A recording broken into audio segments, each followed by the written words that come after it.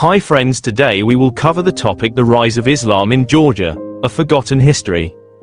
In the shadow of the Caucasus Mountains, nestled between empires, religions, and ancient trade routes, lies the Republic of Georgia, a land known for its Orthodox Christian heritage, ancient monasteries, and fierce devotion to independence. But hidden beneath the layers of Christian iconography and national law is a lesser-known narrative: the long and complex relationship between Georgia and Islam. This is not merely a tale of conquest or conversion, but one of coexistence, resistance, and transformation, a nuanced history often forgotten in popular retellings. Islam did not arrive in Georgia as a single, sweeping force, nor did it vanish with the retreat of Islamic empires. Instead, its influence ebbed and flowed over centuries, shaping Georgia's politics, culture, and demographics in profound ways. To understand how Islam rose and endured in this Christian-majority country, we must journey back over 1,000 years, to a time when the Arab Caliphate's reach extended deep into the Caucasus. The first contact between Georgia and the Islamic world began in the 7th century, during the early expansion of the Rashidun and Umayyad Caliphates.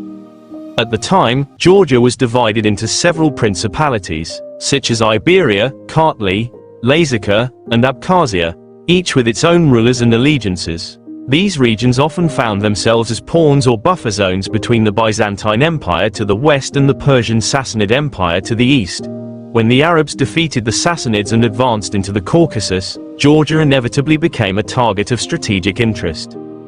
The Arab incursions began with military expeditions but gradually evolved into a more structured occupation, especially under the Umayyads. Tbilisi, the future capital of modern Georgia, became a key administrative center for the Caliphate. By the early 8th century, Tbilisi was transformed into an emirate, the Emirate of Tbilisi, which would endure for nearly 3 centuries. During this time, Arab governors or emirs ruled over the city and surrounding regions, collecting taxes, maintaining security, and encouraging the settlement of Arab Muslims. This period saw the slow but steady establishment of Islam in Georgian territories. While large-scale conversions among the indigenous Christian population were rare in the early stages, Islamic law and culture began to influence urban life, trade practices, and governance. Arabic became a language of administration and commerce, and the call to prayer echoed alongside the church bells of Georgian cathedrals. Some local nobles, for political or economic reasons, converted to Islam and served under the Arab administration. However, Islam's presence in Georgia was never uncontested. The Christian monarchs of western and eastern Georgia frequently resisted Arab control, launching uprisings and forging alliances with external powers like Byzantium. The Bagratid dynasty, which rose to prominence in the 9th and 10th centuries, played a crucial role in reasserting Christian authority over Georgian lands.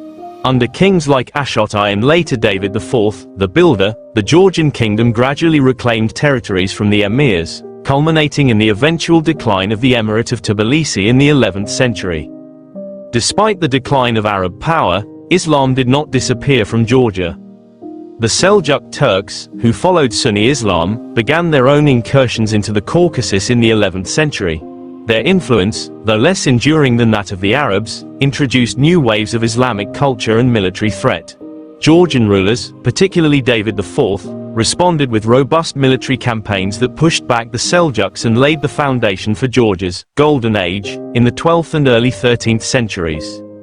Yet even during Georgia's zenith, Islam remained a presence, especially in border regions and in cities like Tbilisi, which retained significant Muslim populations. Commerce with Muslim neighbors flourished, and Persian influence became deeply embedded in Georgian courtly life, literature, and art.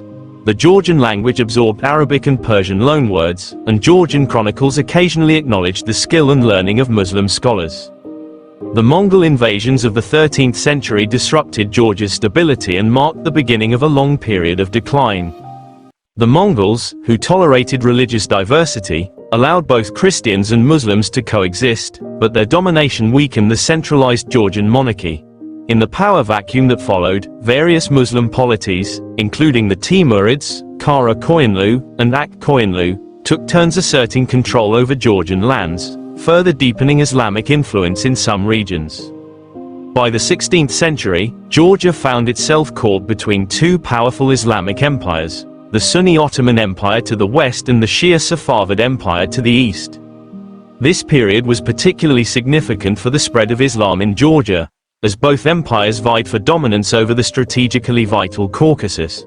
The Ottomans expanded their control over southwestern Georgia, including regions like Ajara and Samtskhe, where they introduced Islamic institutions and facilitated conversions, often through incentives like tax breaks or political appointments.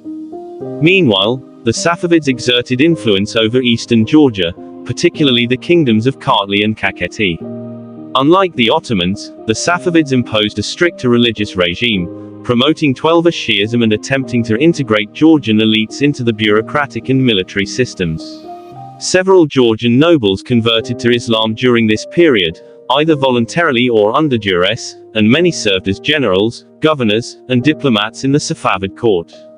This dual influence led to a fragmented religious landscape in Georgia. While the Christian monarchy persisted in some areas, other regions became heavily Islamized. The case of Ajara, for instance, stands out. Under prolonged Ottoman rule, much of the local population converted to Islam, and the region retained its Muslim identity even after the rest of Georgia was annexed by the Russian Empire in the 19th century. The Russian conquest of Georgia marked a turning point in the country's religious dynamics. Tsarist policies sought to reassert Orthodox Christianity and marginalize Islamic institutions. Mosques were destroyed or repurposed, Islamic education was curtailed, and Muslim communities faced social and economic discrimination. Despite this, Islam remained resilient in certain areas, particularly in Ajara and parts of Kavemo Kartli and Kakheti, where Azerbaijani-speaking Shia communities continued to practice their faith. During the Soviet period, religious expression of all kinds was suppressed, but Islam faced particularly harsh restrictions. Mosques were closed, clerics were persecuted, and Islamic traditions were driven underground. Nevertheless, the memory and cultural imprint of Islam endured, especially in regions with deep-rooted Muslim populations. After the collapse of the Soviet Union in 1991, Georgia experienced a modest Islamic revival. Mosques were reopened, new religious schools emerged, and foreign Islamic charities began operating in the country. Today, Muslims make up approximately 10 to 13% of Georgia's population, comprising a diverse mosaic of ethnic groups.